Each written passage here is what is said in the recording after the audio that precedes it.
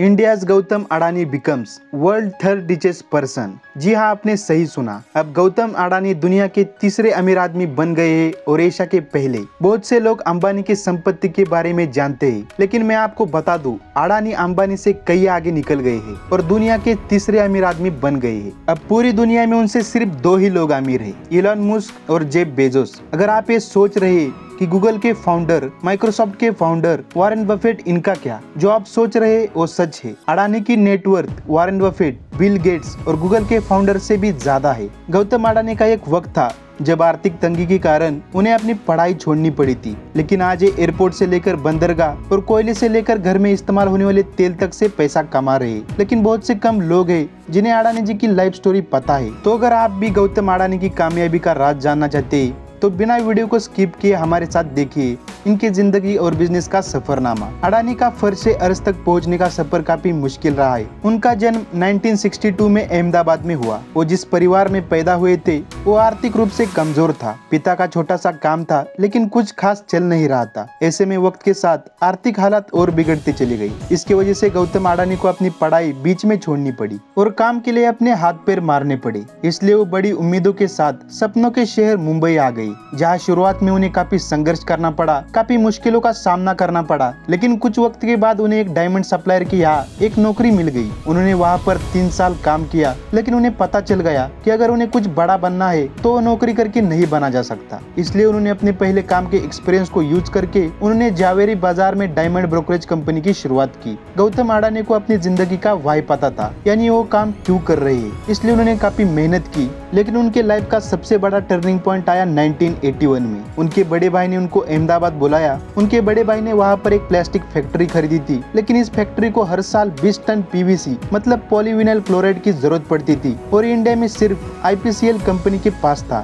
लेकिन आईपीसीएल के पास इतना पीवीसी नहीं था कि ये फैक्ट्री को प्रोवाइड कर सके। उन्हें ये माल बाहर देशों से इम्पोर्ट करना पड़ रहा था और अडानी को यहाँ पर एक अपॉर्चुनिटी मिल गई। उन्होंने कांडला पोर्ट के थ्रू प्लास्टिक ग्रेन्यूल्स को इम्पोर्ट करना स्टार्ट किया। इसके बाद उन्होंने काफी एग्रेसिवली अपनी बिजनेस को एक्सपांड किया और 1988 में स्टार्ट की अडानी एक्सपोर्ट। इसका नाम आज चेंज करके अडानी एंटरप्राइजेस कर दिया गया। इसमें मेटल्स, एग्रीकल्चरल प्रोडक्ट और कपड़े की कमोडिटी ट्रेडिंग होती थी और ये काम अच्छा चलने लगा।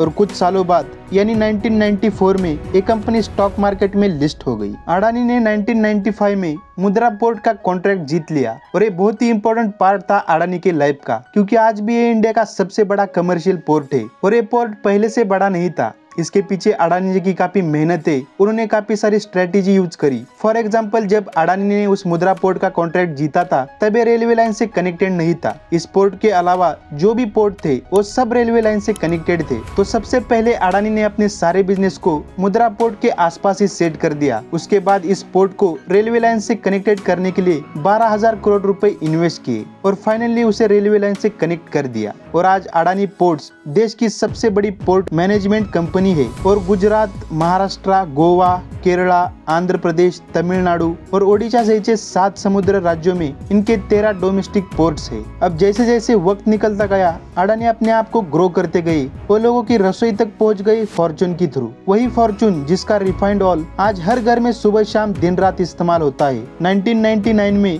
अडानी ने will agri business group Wilmar के साथ हाथ मिला के खाने के तेल के बिजनेस में अपने कदम रखे थे। वैसे फॉर्चून तेल के साथ अडानी ग्रुप आटा, चावल, दालचीनी जैसे कई चीजों से आपके रसोई का हिस्सा बना हुआ है। इनके इस बिजनेस में सबसे बड़ी प्रॉब्लम ये थी कि इतना सारा फूड रखने के लिए सही जगह नहीं थी। इसलिए अडानी ग्रुप ने 2005 में फूड कॉर्पोरेशन ऑफ इंडिया के साथ हाथ मिलाकर अलग अलग स्टेट में साइनोज बनाए। साइनोज बेसिकली वो चीज होती है जिसमें बड़ी मात्रा में अनाज को रखा जाता है। साइनोज की कनेक्टिविटी के लिए अडानी ग्रुप ने रेल लाइंस भी बनाई ताकि अनाज को लाने ले जाने में आसानी हो। कहते हैं हीरे की परख जोहरी ही जानता है, इसलिए अडानी जी को काले कोयले में भी पैसा दिखा। उन्होंने डोमेस्टिक इलेक्ट्रिसिटी का जनरेशन किया, बड़े बड़े राज्यों को इलेक्ट्रिसिटी सप्लाई करना शुरू की। अडानी आज अडानी रिन्यूएबल्स के थ्रू इंडिया में सबसे ज्यादा पावर प्रोड्यूस करते हैं और इंडिया की सबसे बड़ी सोलर प्रोड्यूसर भी है। उनके बिजनेसेस 2012 के बाद काफी तेजी से ग्रो होने लगे। उन्होंने अलग अलग सेक्टर में एंट्री की। उनके मेगा बिजनेसेस में इंक्लूड इंक्लूडेड है 7 एयरपोर्ट्स। अभी अडानी की 7 कंपनी स्टॉक मार्केट में लिस्टेड है। आप में से बहुत से लोगों ने उनके बारे में सुना ही होगा। ये 7 कंपनीज है Adani ports and special economic zones, Adani power,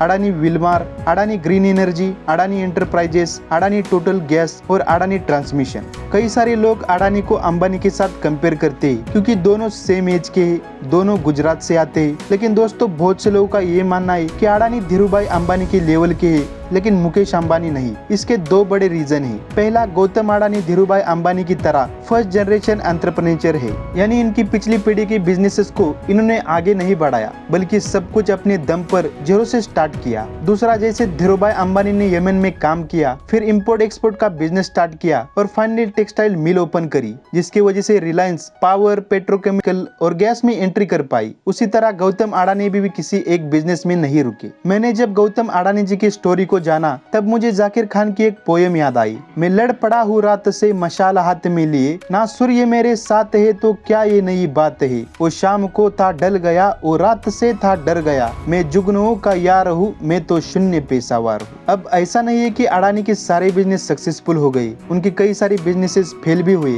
year 2001 में उन्होंने बीपीओ बिजनेस शुरू किया था जो आगे चल के फेल हो गया। उन्होंने रिटेल का बिजनेस भी स्टार्ट किया था लेकिन उसकी परफॉर्मेंस कुछ अच्छी नहीं थी, इसलिए उन्होंने 2007 में अडानी रिटेल बिजनेस को रिलायंस को बेच दिया। लेकिन इन छोटे मोटे फेलियर से वो जरा भी नहीं घबराए और आज इतना बड़ा एम्पायर खड़ा कर दिया। अडानी के ऊपर तो बहुत सी एलिगेशंस भी लगी। बहुत से लोगों ने तो ये कहा कि मोदी जी ने अडानी को 1 रुपए में 1 मीटर स्क्वायर जमीन दी है और ये सवाल अडानी को एक इंटरव्यू में भी पूछा गया। तब उन्होंने ये कहा कि पिछले गवर्नमेंट ने तो उन्हें जमीन 10 पैसे में दी है और हमारा कोई जमीन का बिजनेस नहीं है। हम एक बंजर जमीन पर अपने पैसे खर्च करते हैं और वहाँ पर एक इंफ्रास्ट्रक्चर बनाते हैं जिससे उस जमीन की वैल्यू बढ़ जाती है। दूसरी एलिगेशन उन पर ये लगाई जाती है कि अडानी के ऊपर बहुत सारा उधार है। इनके जितने भी बिजनेसेस चल रहे हैं वो उधार की वजह से चल रहे हैं, लेकिन फिर भी उनके शेयर का प्राइस ज्यादा है तो जरूर इन्हें प्राइस को आर्टिफिशियली बढ़ाया गया है क्योंकि अडानी की वेल्थ पिछले 2 सालों में काफी ज्यादा बढ़ गई है। इसके जवाब में गौतम अडानी की बेटी कहते हैं कि लोगों को पूरी बात नहीं पता है, हमने जो उधार लिया है उससे कई ज्यादा हमारे पास वर्किंग एसेट है